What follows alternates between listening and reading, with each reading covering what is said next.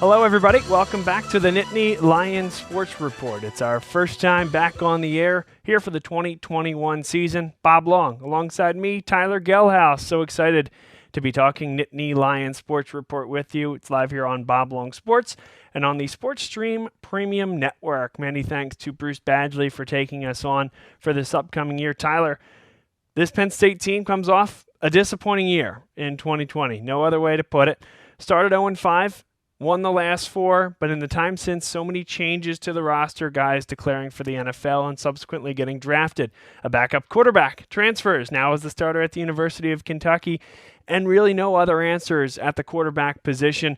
Running back room very strong. Wide receiver room strong at the first 2, some questions on the depth, and then so much to talk about on the defense.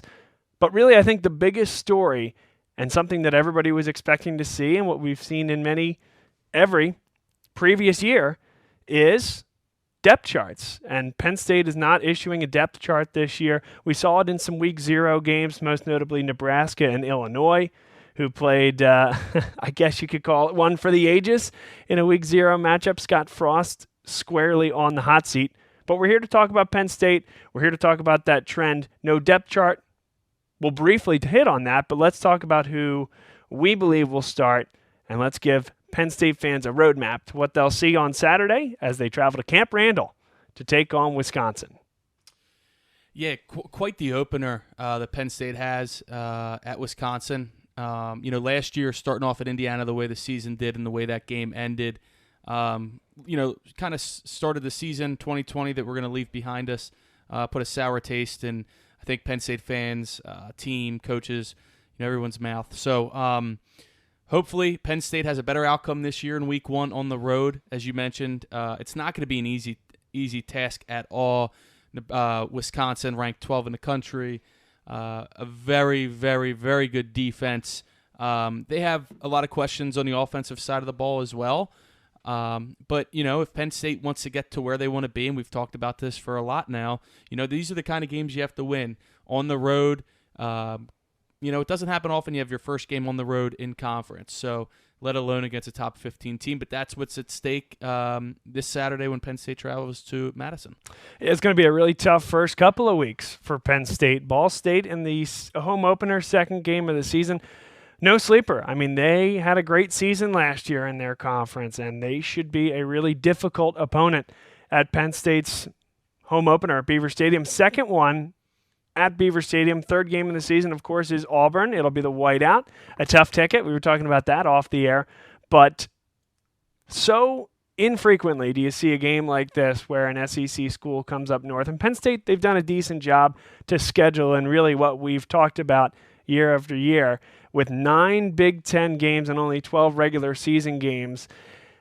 You really only get one of these shots a year to schedule a big-time out-of-conference team. Sometimes it'll be at home, sometimes it'll be on the road. In fact, really, the only way to set that up is to do a home-and-home and have that home game like Auburn be on the year where you have only 4 of 9 Big Ten home games. So that's where that's going to fall this year. Auburn comes to town, and we'll see a lot of those games in the years until about 2030. But let's talk about this one.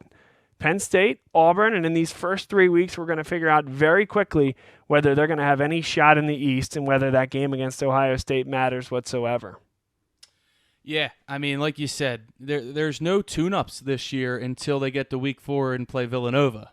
And I know that one. I know you like that one. But, I mean, that's the reality of the situation.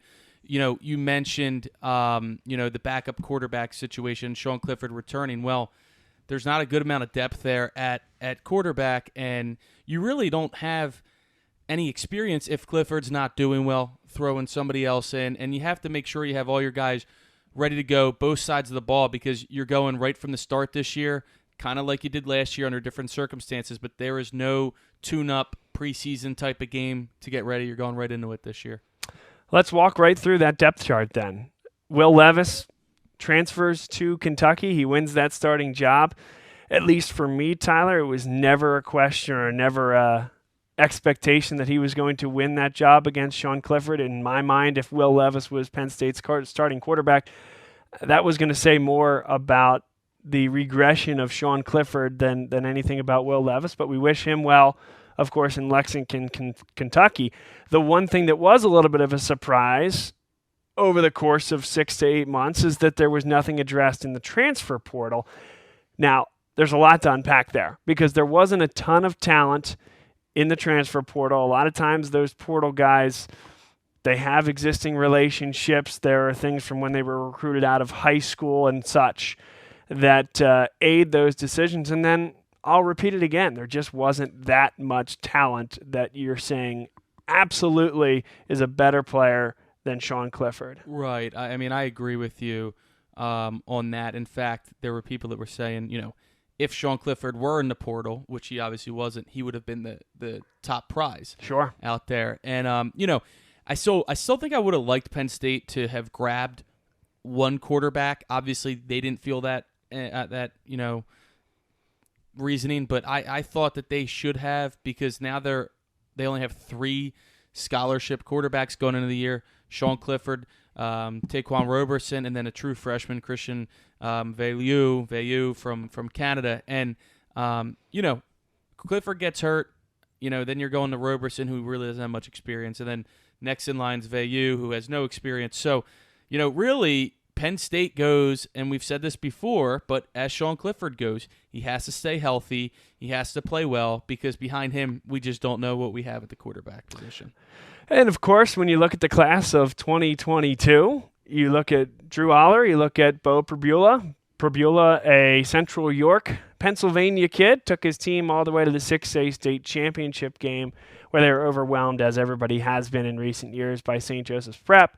And then, of course, we've talked a lot about it, but Mike Yursich, being a first-year offensive coordinator, he's developed relationships with other quarterbacks that he's tried to recruit to Ohio State and Texas, respectively. And so at this time next year, could we be talking about a quarterback out of the transfer portal to join a 6th-year Sean Clifford and an untested Taquan Roberson and an untested Christian Veilleux and 2 true freshmen, Drew Aller and Bo Pribula? The answer to that question is there's no way that all 6 of those guys are going to be on the roster. Exactly. And if I may add to that, with the NIL now, in full effect, I guess you could say, where players can make money on their name, image, and likeness, there is a chance, if Sean Clifford has a good year to a really good year to a great year, that he might just say, I'll come back for a 6th year and I can, make more money potentially doing this with, advertising. Blaze Alexander Ford, exactly. No free ads. Instead of potentially taking a risk at the NFL, where, let's be honest, right now he's not an NFL quarterback. But that's a totally different conversation for another day. But it is important that some of these guys that might not have the NFL, game to them could end up making out with some cash in college, which is something to consider, moving on. Which, again, we're getting too deep into the rabbit hole. But at that point, then, at what point do the schools step in, right, James Franklin, and say, hey, we appreciate everything you've done for us. Thank you. Sure. We are exiting the scholarship that we've offered you, and we need to go another direction. But I think it's important to note, too, because of the quarterback room, like you said, they're bringing in 2 really good quarterbacks next year, and do you then bring in a guy from the portal for competition and experience?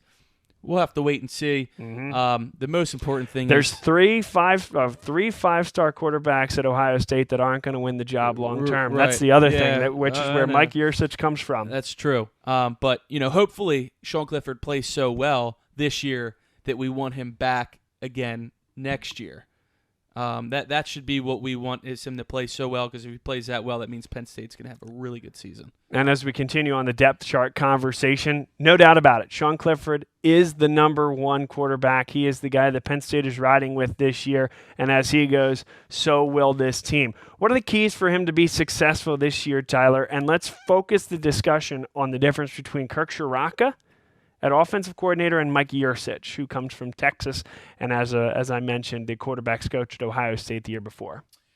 Yeah, I think, I have a lot more confidence in Mike Yursich than I do Kirk Ciarrocca, and I think a lot of that is just his track record. Nothing to take away from Kirk Ciarrocca. He's been successful, but Yurcich has had a really good career, especially with quarterbacks.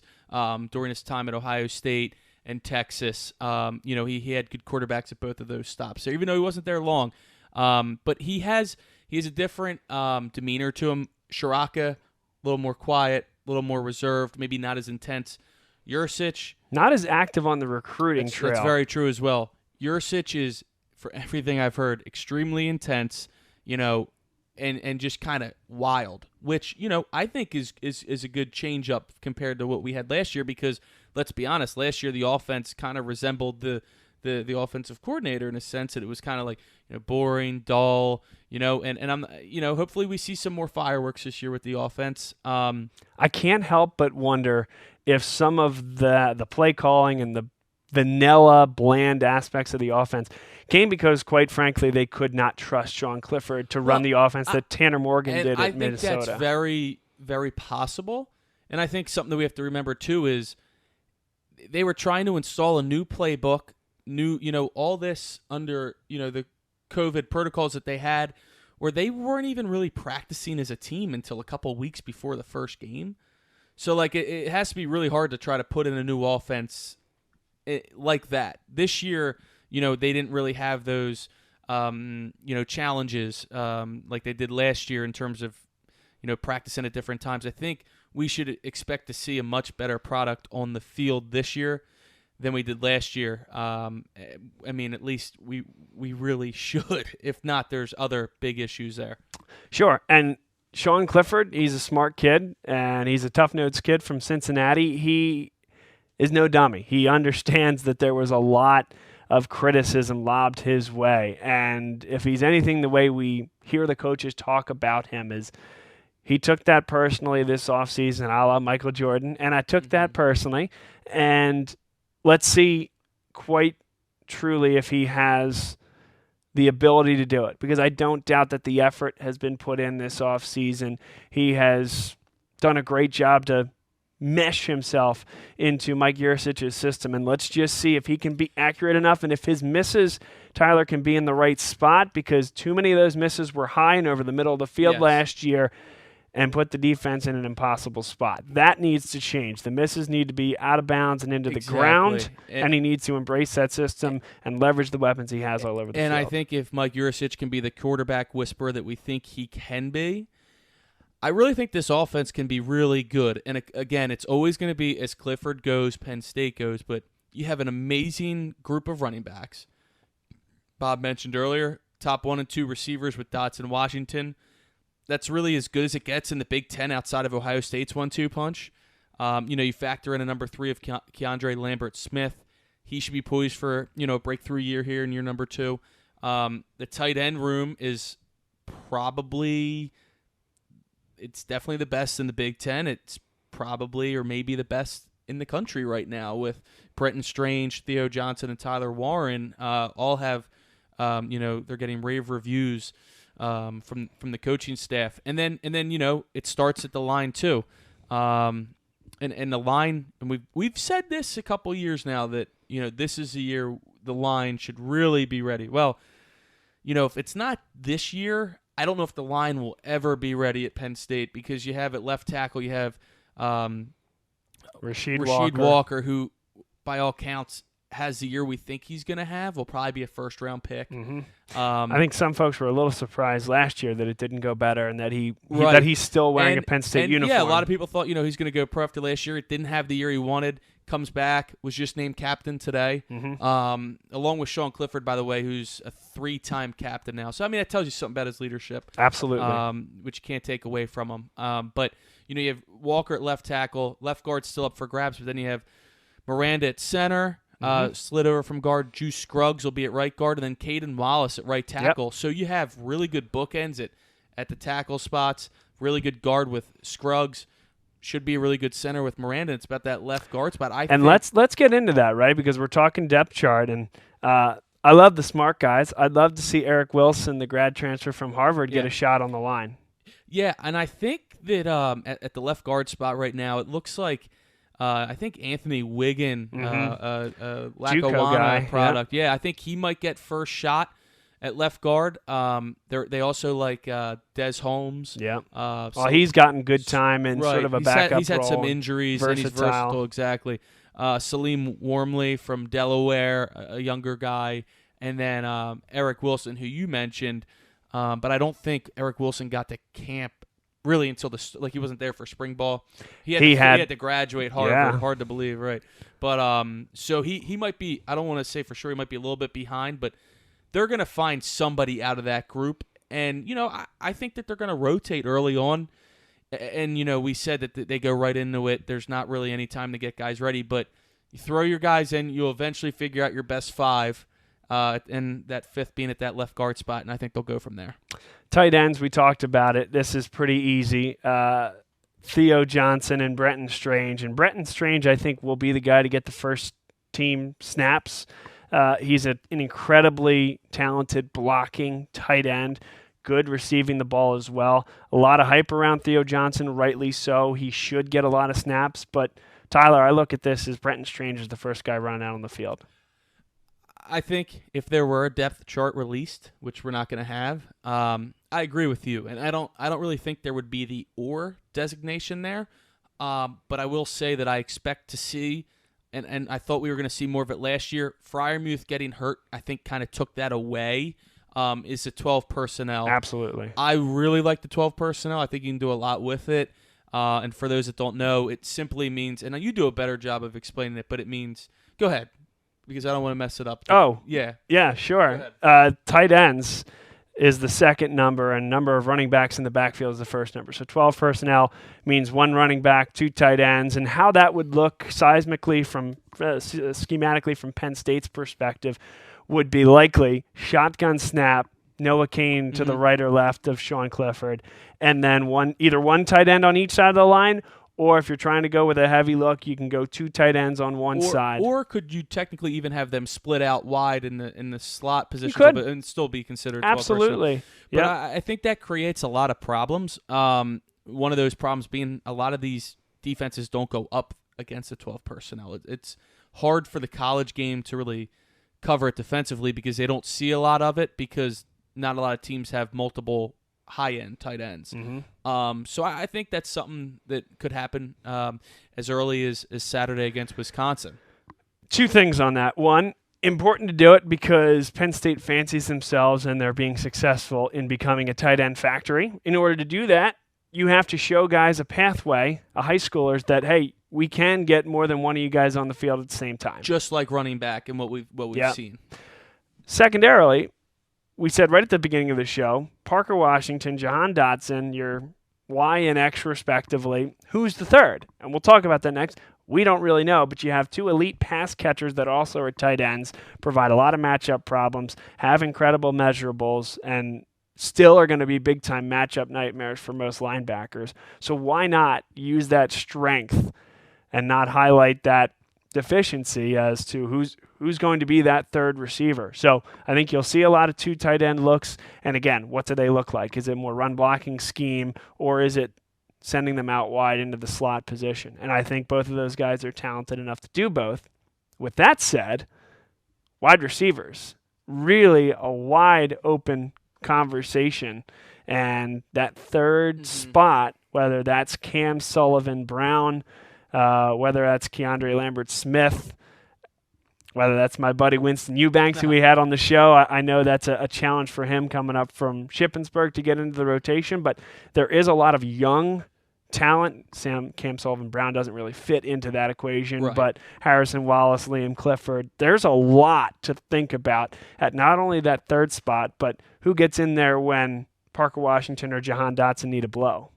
Yeah, I personally think that Lambert-Smith will be the third receiver. I think after that you have somebody like Cam Sullivan Brown, who's been around for a while now, entering his fifth year.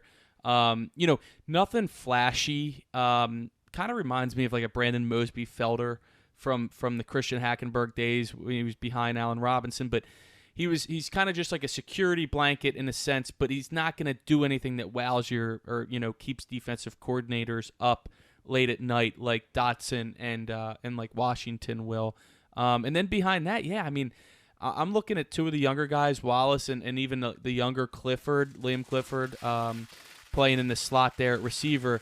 I think that the wide receiver room after really those four is wide open and up for grabs. So it'll be interesting, to see. But that's another reason why we both think that they're going to go to a lot of 12 personnel.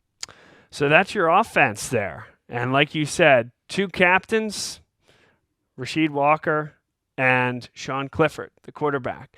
Let's flip it to the defensive side. A lot of interesting conversations there. Second safety was a big one coming into the year. Keaton Ellis moving full-time to safety. Of course, Jaquan Brisker, a preseason All-America watch type of guy, and a guy who had a fantastic year last year, vaulted himself into those conversations. Cornerback has been interesting for years in this Penn State system. Linebacker, Brandon Smith, Curtis Jacobs. We saw Jesse Lucchetta take a step back last year. Where do they go from there? And then the D-line. So let's attack it from the defensive secondary up to the line. Yeah, I mean, it looks like right now that the starting cornerbacks will be Joey Porter Jr. and Tariq Castro Fields. I think you're going to see a lot of true freshman Kalen King, who's big fan of him. Yeah, apparently the staff is too. He was the most advanced true freshman that they've ever been around, which is unbelievable considering some of the guys they've had in the program the last couple of years. And specifically that position that has started and played more true freshmen than any other position on the roster. Yeah. And to say that Kalen King is more prepared than your Keaton Ellis's of the world, very impressive. Right. So I think that Kalen King will get a lot of time. I think Johnny Dixon, transfer from South Carolina, will get a lot of time in that cornerback room as well. So I think you're probably looking at those guys as the top four corners right now. I think if you want to go to a fifth option, you're probably looking at Marquise Wilson, who I think will play a little bit on defense, and I think we're going to see him on special teams. And I think we're going to see him even at receiver get a couple chances at receiver. He's just an all-around athlete, kind of guy that might not have a real position, but he's flashed at cornerback in his freshman year 2 years ago. Took a step back last year, and he's just he's a game player. He's they might look to him a little bit there. And then safety, you mentioned it, Jaquan Brisker. He will be everywhere pretty much for this defense. Hopefully he can live up to the preseason hype. And then opposite of him, Jair Brown, another Lackawanna guy like Brisker. And then, Keaton Ellis probably backing him up or pushing him there for time. So I think the secondary, I really like the cornerbacks, and I really like Jaquan Brisker. It's going to be that other safety spot that we have our eyes on. Joey Porter Jr., a guy just to think about how great a year he had last year. It wasn't expected. Coming into camp, there was the thought that he was not the most advanced cornerback in that class, but it turns out that he certainly was, and will be a leader on that team this year. Big to have Tariq Castro Fields back as well. Injuries last year, some of which we heard about, some of which we may not have. But a guy that has every incentive to come back and maximize his senior year. If he can stay healthy, I mean, he could be really, really good. I mean, if he stays healthy, he probably puts himself maybe in like the third round for the NFL. Bingo. And that's what I'm getting at there, right? Every motivation that he needs to come back and make this his year. Because talking about him as a sophomore, and with that build and with that physique and with those measurables, hey, he's a guy that everybody just assumed was going to be an NFL corner. A la the Grant Haleys and the Christian Campbells of the world. They got a lot of guys. Armani Oruwariye got them all drafted, right? Castro Fields was supposed to be the next guy in that list, and it just hasn't happened. And so he decides to stay for his last year, his extra COVID-enabled year. Yeah. Maybe this is the time. And if he can return to that across from Joey Porter Jr., that's a definite. Yeah. Well, and another name I forgot is Daquan Hardy, who actually will probably be the slot cornerback. I don't know if they call him Nickel. Yeah. Star. Yeah, exactly. So I forgot that name. But the room has a ton of talent. It's about staying healthy. And really, they're going to get tested week 1 against Wisconsin. Wisconsin's got some good receivers, which you're really not used to hearing. And apparently Graham Mertz is this world beater that I'm just not. Well, he was when he played Illinois last year in week 1. But yeah. I just don't see it, haven't seen it. TBD. I agree. But don't see it. We'll see. We'll see what happens. But as we get to the front seven now, Penn State, Brent Pry returns for another year. Tyler, you were less than thrilled with our buddy Brent for a while there last year, and of course they didn't have a great year. But they'll return to their normal 4-3 look up front, 4 defensive linemen, 3 linebackers. 3 linebackers and 4 defensive backs. And so, sure, right, exactly. So with that front 7, right, 3 up front, 4 in the linebacking core. What do you see there? Well, with the linebacking group, I think on the outside, I think you probably you might have your best tandem really in a while with Smith and Jacobs. It would have been really cool last year to see Smith and Parsons play together, but that obviously didn't happen. But these 2 guys are absolute freaks. The question that people are going to ask you, though, is who's going to play in the center? Well, to me, it's easy. It's Ellis Brooks, especially with Jesse Luketa getting a lot of reps now at defensive end. It appears that Ellis Brooks will be the guy in the middle. And while that is important, it certainly is important, especially against teams that like to pound the ball, Wisconsin, Auburn, Iowa, even Indiana to a certain extent. You're going to have that middle linebacker out there on most of the plays. However, I think they'll run a lot of 4-2-5, which we just kind of talked about, when they'll have Smith and Jacobs on the field, and then they'll bring in an extra defensive back, especially on obvious passing down. So that's how I see the linebacker room shaking out. Now, the depth, I believe, is going to be a little bit of an issue at that position. A lot of younger guys are behind the starters that just don't have the experience yet. Tyler Elsdon, Kobe King, Caitlin's twin brother, also a freshman. Charlie Catcher, who just hasn't been healthy at all during his time at Penn State. So, there is reason to be concerned with the depth at linebacker, but the starting group is very good, and 2 of those 3 are, elite linebackers. So, as long as they stay healthy, the linebacker room should be okay. Interesting your comment on Jesse Luketa getting reps at defensive end. And I think that's a great move. Put on a little size. He was always big for a linebacker.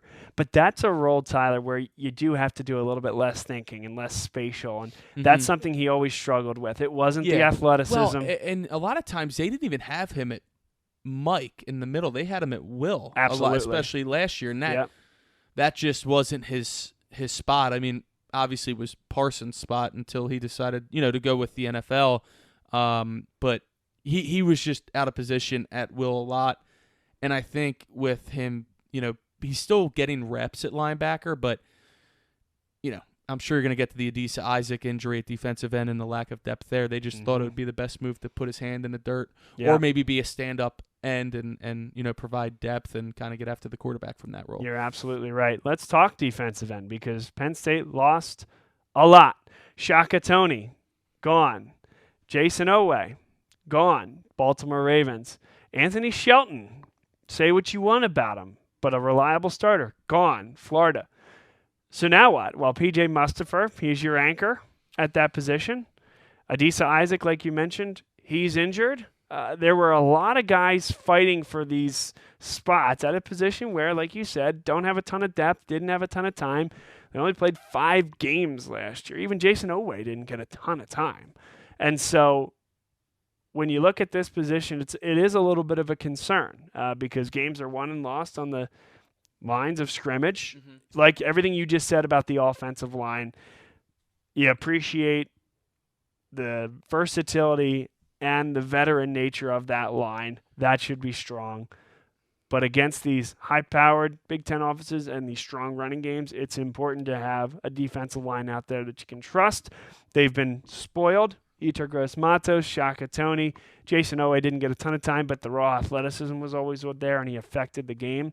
And again, I really liked what Anthony Shelton and P.J. Mustipher could combine to do up the middle with Shelton at the 1 technique and Mustipher at the 3 technique. Now, Mustipher getting a little bigger over the offseason. Is he going to need to slide inside? What do you see?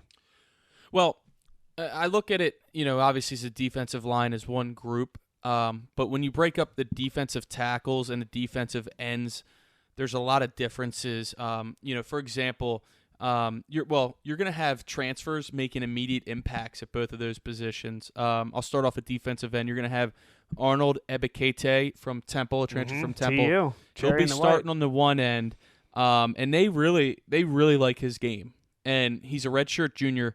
His goal is come in, play lights out, get a good evaluation for the NFL, and kind of take off from there. Opposite him was going to be Adisa Isaac, who didn't play too much last year behind Owe and Tony. I thought he was poised for a breakout year. Appears he has a lower leg, some sort of injury that he'll probably be out most of the season, if not all. So that hurts in terms of your depth. So it sounds like Nick Tarburton will get a start at defensive end. And then behind that, first of all, Tarburton's an unknown. He was part of the 2018 class. So you have somebody like Micah Parsons, who's already playing for the Dallas Cowboys, in the same class as a guy like Tarburton, who came in as a linebacker and is really making his first game appearance since being at Penn State as a redshirt junior. And he's going to probably get the start. He's finally healthy. They kind of like what they're seeing right now with him at defensive end. But behind those guys, I don't really know who's going to fill in the depth there. They're going to have a couple plug and play guys. Smith Vilbert going to be ready. Is Hakeem Beeman going to be an inside and outside guy? I don't know. So the depth at defensive end is a little thin. Defensive tackle, I think it's a different story. I think Mustafa is going to have a really big year. He really needs to. They need him. Yep. Yeah. I mean, he might be like the most important guy really on the defense. And I know that's saying a lot, but with his push up front and, making the tackle lanes there for the linebackers. I would throw him and Brisker into that 1A category I agree. for most important guys. I agree. And then next to him, you might have Derek Tangelo, a transfer from Duke. And then even depth there, you have Beeman, who I said could play end or tackle. You have a guy like Fred Hansard, a big guy who's been playing a ton of football. Devon Ellis came on strong late last season. So you have a lot of depth at defensive tackle, more than you do at end. But, I mean, the lines, we know how important they are, especially when you're going up against a team like Wisconsin, who always has a strong O-N-D line. You got to be ready in the trenches. So there you go. That is the presumed depth chart according to Tyler and Bob here on the Nittany Lion Sports Report. And you talked about lines. Let's talk about another line. 5.5.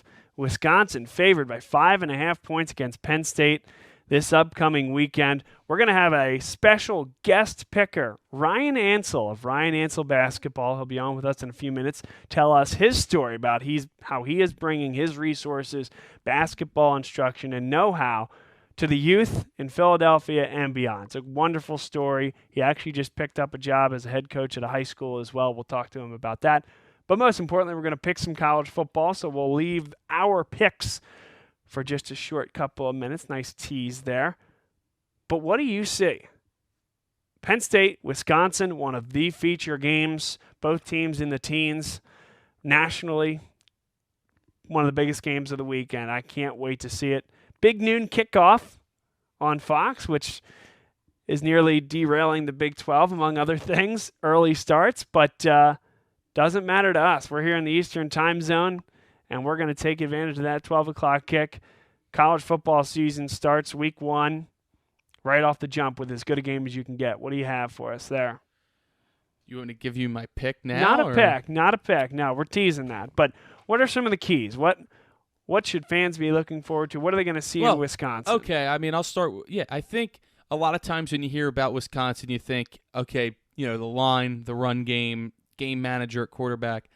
I think this Wisconsin team is actually a little bit different than your typical Wisconsin team in the sense that, yes, they're going to have a big offensive line, which most schools have big linemen. I get it. But these guys are, they're bigger than your normal linemen. Their running game, I don't think is nearly as strong as it was, historically when you look down the years. And apparently it sounds like they might be more of a throwing offense than they are a running offense, which isn't Wisconsin. You talked earlier, you're not a huge Graham Mertz fan. I saw him play a couple times. He had his highs and his lows. I wasn't overly impressed for such a highly recruited player. They do have some weapons on the outside. They also have a really good tight end, Jake Ferguson. But when I think about their weapons on the outside with their receivers, I really like the way that Castro Fields and Porter and our other cornerbacks match up against them. So I'm actually a little bit optimistic right now. As long as Penn State and Brent Pry in the defense, you don't have a Tanner Morgan type game where he throws one incompletion and lights you up. You can't make these average to okay quarterbacks look like Johnny Unitas. I mean, you just have to play fundamental, sound, and good play calling on defense, and I think Penn State should be able to take care of business.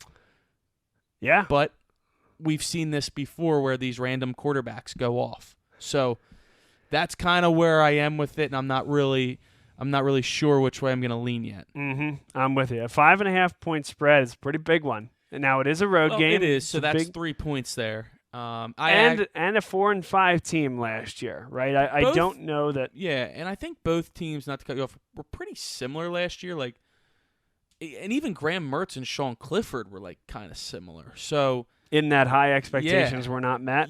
Yeah, and not that Sean Clifford had any games where he was like unbelievable, like Graham Mertz was in Week 1 against Illinois, but. Yes, I mean, if you look at Wisconsin's schedule last year, there were a couple games in a row where they dropped like 7 points, and that was it. So it's not like Wisconsin was a world beater last year anyway, but I think we kind of have to throw last year out the door because it was such a fluky year. Yes, it was. And what we'll see this year is Camp Randall Stadium, one of the toughest places to play in college football, one of the loudest venues. Jump around is one of the best traditions of any stadium really in college football. Great place to go see a football game. If any folks that are Penn State fans are out there going to the game, send us some pictures, send us some video. We'd love to feature that in an upcoming show. But it'll be a tough place to play. Paul Chryst, just a solid head coach. Former Pitt head coach before he left for Wisconsin, and Pat Narduzzi took over that job. Two polar opposite type coaches there, by the way. But, he's your 50-some-year-old dad wearing the crew neck sweatshirt, not going to get too high and too low, but big brute strength, strong offensive line, great running game historically, but really, like you said, trying to break out from that mode a little bit and trust Graham Mertz in a way that you haven't been able to trust, the Jack Cohns of the world and the Alex Hornybrooks, shout out Malvern Prep. Yeah. But they just haven't had that answer at quarterback. No. And now they think they do. I'm uncertain myself. Right, and we're uncertain about our quarterback too. So the teams are actually kind of quite similar. The one area where I would 100% give Penn State the edge, and this does matter, is athletes. Penn State, pound for pound, has more dynamic athletes. Just overall, does that and Wisconsin plays their style of ball. Where they go up against teams that have better athletes and they still find ways to win. But I think that might come into play. We'll save that discussion for the other side. Stay with us. Quick break. Ryan Ansel joins us next, and we make our picks here in our famous guest picker segment. So glad to be back in person with my guy Tyler. So glad to get our guest picker back in person second half of the season. Last year, we weren't able to do that. So we'll be back in just a few. It's the Nittany Lion Sports Report, Bob Long Sports, and the Sports Stream Premium Network. Dunphy Ford is Mayfair's neighborhood Ford store. Nobody knows your neighborhood like Dunphy Ford. Nearly 40 years. Right here on Frankfort Avenue. Generation after generation. Our neighbors continue to be our customers. We have access to the cars and trucks you want with financing you need. Dunphy Ford is Northeast Philly's first choice for America's #1 brand. 7700 Frankfort Avenue in Mayfair. Online at www.dunphyford.com. Come experience the Dunphy difference. You'll be glad you did. Welcome back, everybody. Nittany Lion Sports Report, our first show of the year. Bob Long, Tyler Gehlhaus, and our first guest picker of the year, it's Ryan Ansel, new head coach at Jack Barrack Hebrew Academy, also the owner and founder of Ryan Ansel Basketball, an ambassador for Hoops for Hope, and former assistant at former #1, or at least over the course of the last few years, the top D3 men's basketball program in the country, the Swarthmore College Garnet. So the rap sheet, it's very deep, Ryan. It's nice to have you on. Let's talk about all of it. But first of all, How are you doing? How is recently engaged life? I'm doing great. Recently engaged life has been good. Get Meg to coach some of my AU teams and, get to go to the beach later today. So look at that. It's all good. And you're holding him up. He's supposed to be going to the beach. Sorry for that first segment that went very long talking about the depth chart. His fiance is probably in the car sleeping already. Well, let's then get through it because, again, the rap sheet is very detailed. But let's start by talking about your business, Ryan Ansel Basketball. So we're Bob Long Sports here. I see you came up with an equally creative name, Ryan Ansel Basketball. Yep, followed in your lead, saw how successful you were, so I just figured I'd stick with what you were doing and just switch it up. So what is Ryan Ansel Basketball?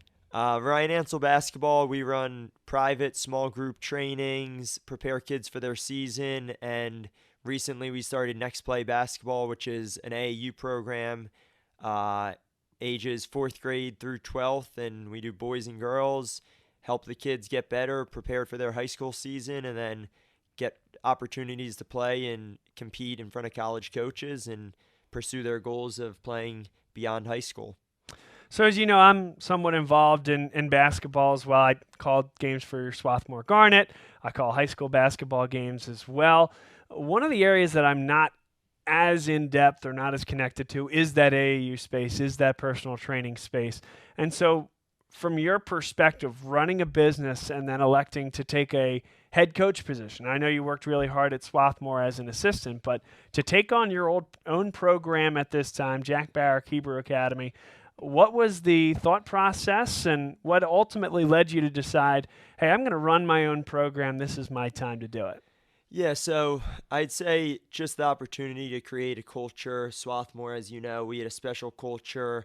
The relationships that we created with the players and the players created with each other was something we had at Swarthmore, I had at Davidson, and this is sort of an opportunity for me to go off and sort of take that and sort of build it my own way at Barrack and sort of impact these kids and help them sort of realize what it takes to be successful and teach them hopefully lessons that will extend beyond the hardwood and the court, but that they can then take and have success in college and whatever's next for them and learn to be leaders, teammates. That's a big thing we talk about with our AAU program is that what are you going to do in that next play? Sometimes things don't go the way you want.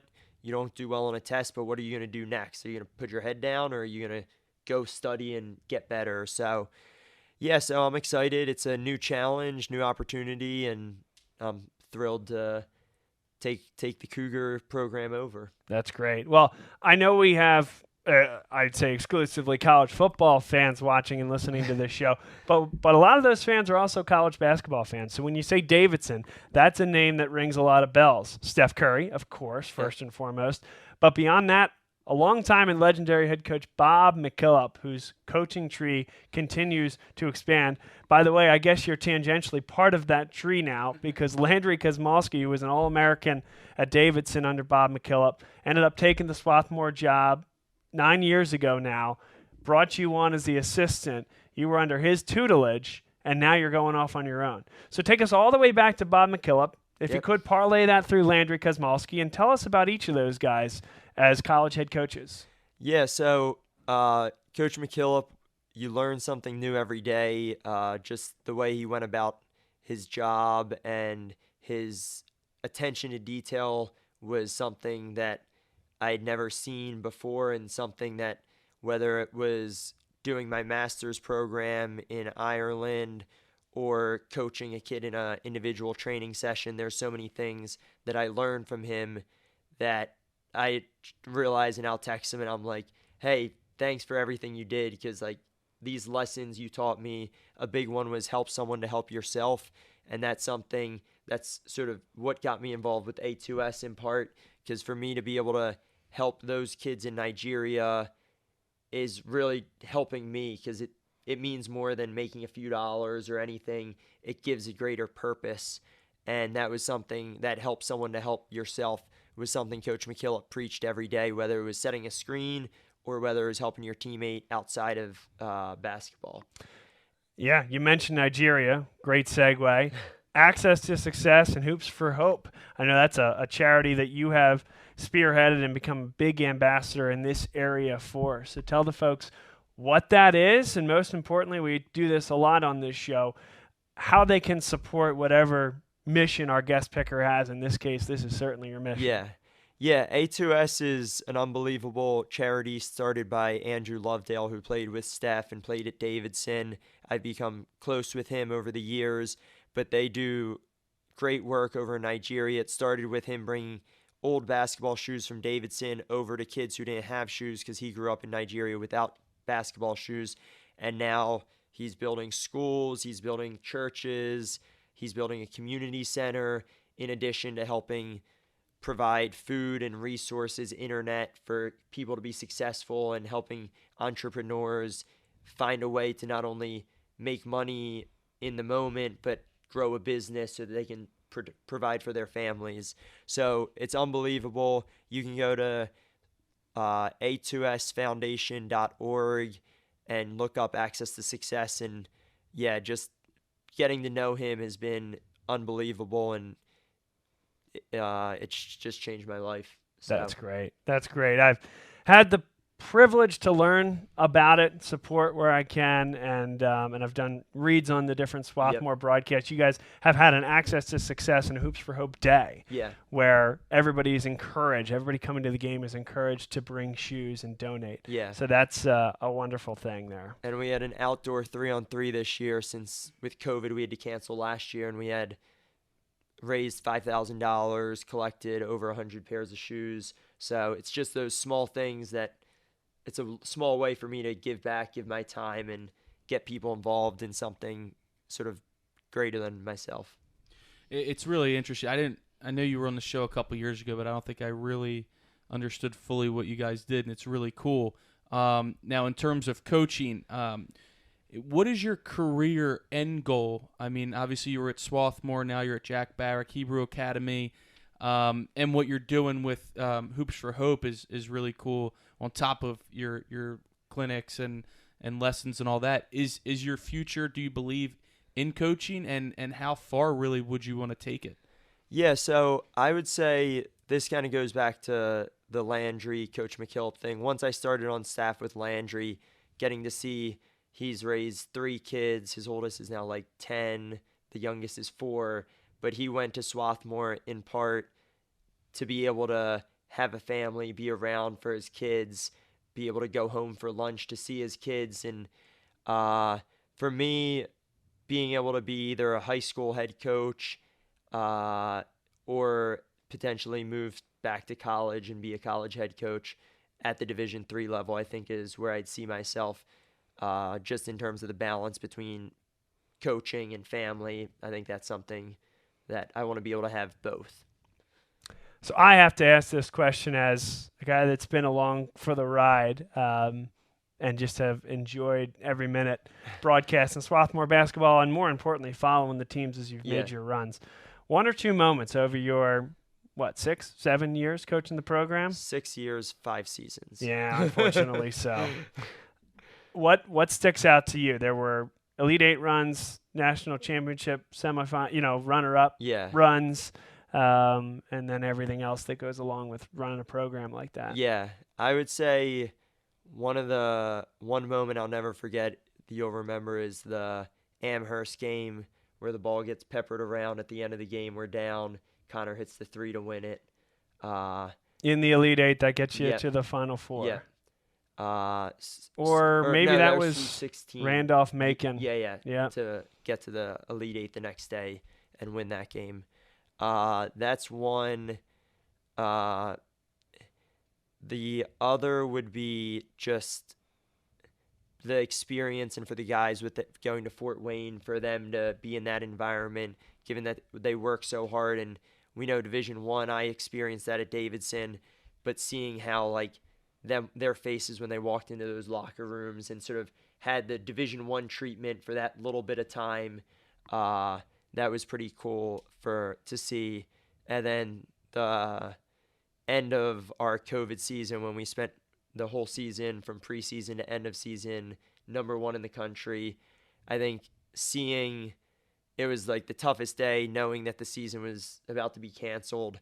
But once we got word, being in the locker room with those guys and just like seeing that like there was a lot of sadness, but they were like, you know what, we still have each other, and like that's more important than any game. And I think that's something that sort of inspired me to, like, with building that type of culture where that next play mentality, it was the worst feeling in the world, yet they had perspective and they were able to, even in that moment when I was like feeling for them, they're just like, we're hugging and we're like, this stinks, but like next play. Yep. Next play. Next So- play. Well, I think you have a lot ahead of you when you say next play, right? And trying to figure out what your next step is in your career. You're certainly going to have opportunities. You have many irons in the fire and some great stories, both of the past and then great things that you're doing right now. Did we miss anything before we get to picks? No, I think I'm ready for some picks. Let's do it.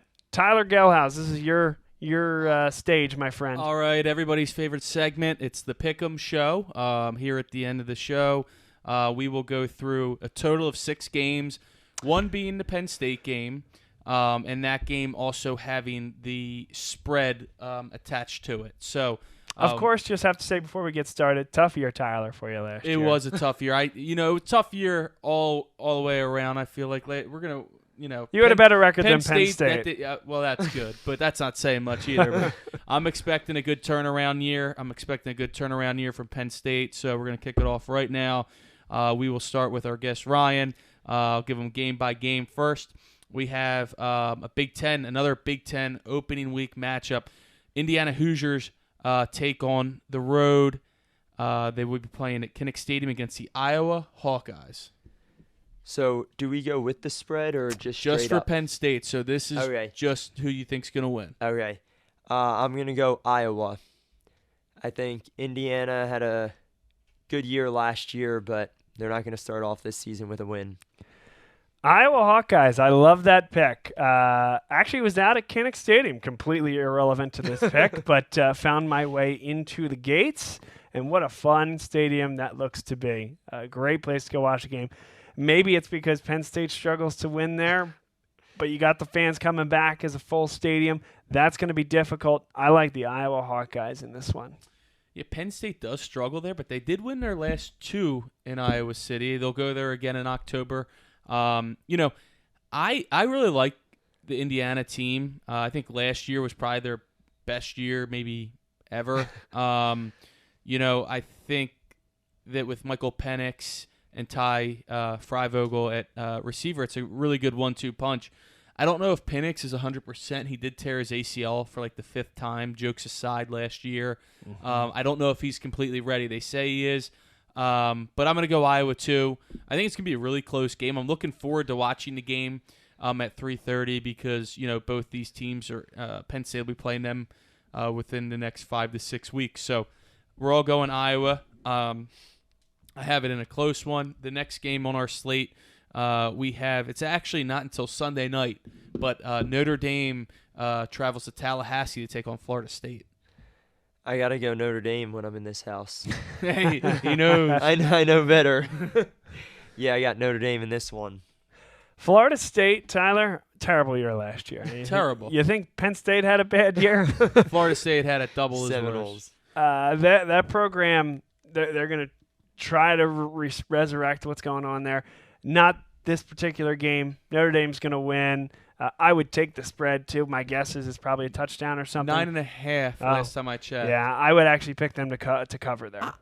You know what? I think it's going to be I think Notre Dame wins, so let's get that out of the way. But I'm interested to see what Mackenzie Milton at quarterback for Florida State, entering his 10th year of college football. Throwing to Jared Aberdarish. Right, yeah, right. But used to be at UCF when he won the national championship at UCF. Right, of course. Of course. But I do like Notre Dame to win. I think it might be a little close. Notre Dame starting quarterback Jack Cohn, the former Wisconsin quarterback before Graham Mertz. He's no Ian Book. No, he is not. The next game, don't be fooled here because the rankings are only 2 apart. 23 Louisiana takes on 21 Texas Longhorns. I'm going Ragin' Cajun. Oh. The upset. the upset. Welcome to Austin, Steve Sarkisian. That's right. Oh, not so fast, as Lee Corso would say. Yeah, Coach Beard. Yeah, Sarkisian. They're replacing all their coaches in Austin right now. No, I think Texas is going to win this game going away. I don't know that Sark's the answer, and Texas football is back for the 15th time in the last 10 years. Yeah, right? I don't know if they have one. The SEC might be the answer, or maybe that's digging a bigger ditch. But I think they win this one over Louisiana. No longer Louisiana Lafayette, by the way. Just Louisiana. Yeah. Well, used to be. I'm going with just Louisiana. I think they win. Texas is going to be rotating their quarterbacks a little bit. Billy Napier is an unbelievable coach down at Louisiana, who you will definitely be hearing about maybe at the end of this year, but for, big time openings, he's that good. I think, Texas always seems to lose games that they shouldn't, especially early on. Mm-hmm. I think this one fits it. I got Louisiana winning as well. And then now we're going to go to the Saturday night primetime event. Neutral site, we have number 5 Georgia taking on number 3 Clemson. So, I'm going Clemson. I don't think Georgia's got what it takes to beat Clemson this first game. I really want to do something here. I really want to pick Georgia. And you know what? I think I will. I'll give a game to you here, Tyler. But I think Georgia's going to win this one over Clemson. Clemson, no doubt about it, by the time December comes around, they are ready to play in the college football playoff, but they have struggled. They let Notre Dame hang around for too long a couple of years ago. That was the last pre-COVID year where they were doing out-of-conference games. I will go Georgia. I think what's interesting here is if Clemson loses, they can still run the table and make the playoff. Yep. If they lose and then screw up another game, they might be on the outside looking in with 2 losses. I would hope so. They certainly should be, especially with the ACC schedule. So if they lose, they're all of a sudden they have to win every game. I don't think that's going to be what we're talking about on Sunday morning, because I think Clemson will win. I think it's going to be a great game. Georgia is very good, and look, they're going to have a tougher schedule with the SEC, but they're not going to be out of this playoff race either. Neither team is out of it with a loss. No. For Georgia's sake, it'll be harder for them to run the table, even with a 2-loss team. If they win the SEC, just say they would still get in. Clemson would have to run the table, but I do have Clemson winning. Close game, but a really, really good game. And another game that should be on Saturday night as well is LSU travels to the Rose Bowl to take on the Bruins of UCLA. I got LSU in this one. UCLA, I think, will hang around, but ultimately LSU's got this. Bit of a tough year without Joe Burrow last year. I still think LSU is a superior program. UCLA has not shown it to me. If they win the game, I'll be happy to tip the cap and consider that in my picks for the rest of the year, but I'm willing to take that loss this time around if I get it wrong. Stick and chalk, LSU. I'm not going chalk. I'm going UCLA. I have a couple reasons why. Reason number 1, UCLA played last week. They smoked Hawaii, which they should have. They got a game in. That's a big deal. Sure.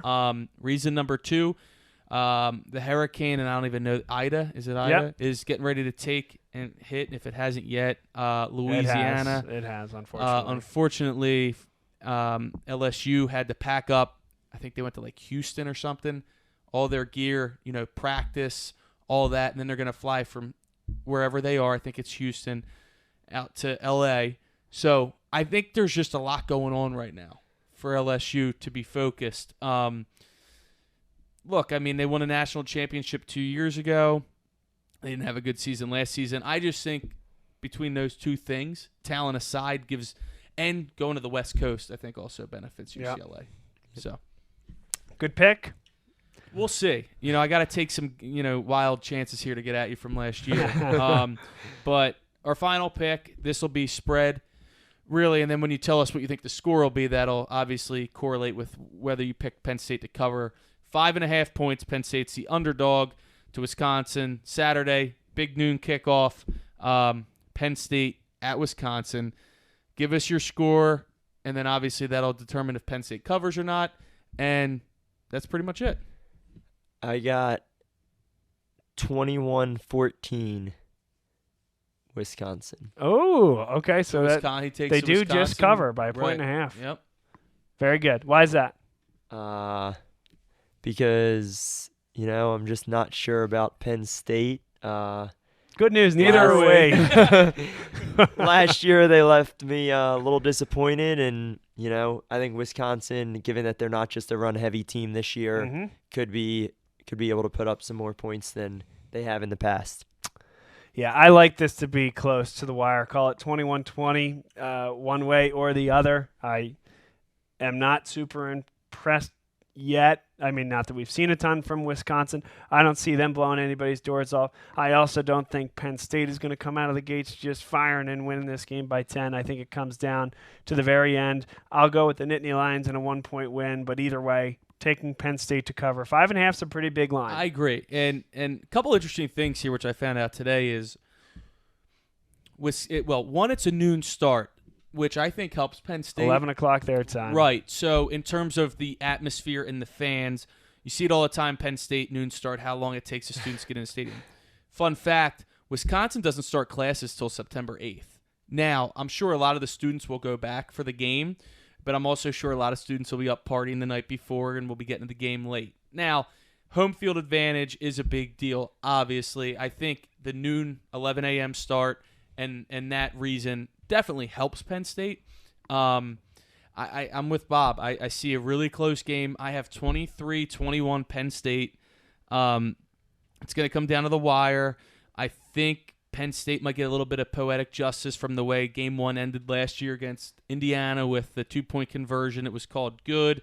I'm not saying it's going to be an ending like that, but I think they get off on the right note and, get ready for Ball State next week. But it's really, honestly, just great to have college football back to the way that we know it, the way that we love it, with the fans at the game and the band and everything that goes into it. It's going to be really fun to watch. #pageantry. Exactly.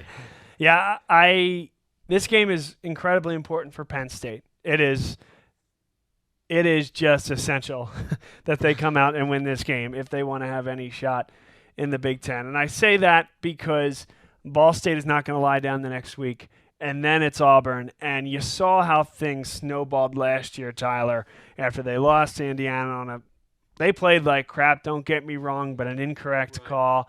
And then Ohio. It should have never come down to that. It should have never come down to that. They should have won the game by 10 points. They didn't. They didn't play well enough. They deserved, in many ways, to lose. Whether or not that call was correct, it was not. Ohio State, they got the doors blown off, and then already a COVID-shortened season, your best player, Parsons, and then your best tight end, Freiermuth, were out for different reasons, and they just kind of laid down for a couple of games. And you would hate to see that rewrite itself. Hopefully last season was a fluke, but we're going to find out in a couple days. Should be fun. Ryan Ansel, our guest picker here today, and as we will over the course of the year, present you with, got some new swag here on Bob Long Sports. So that's a Bob Long Sports hat for you. Wear it proudly right over top of the the headphones. But appreciate you being with us here today. Thanks for having me, Bob. And, yeah, I had to take Wisconsin so that I could win if it comes down to break even here. There you go. That's I like right. the thinking. Good thinking. We will have guest pickers competing against each other in these 6 games all year long. So, yes, more where that came from if you win over the course of the year. More where that hat came from.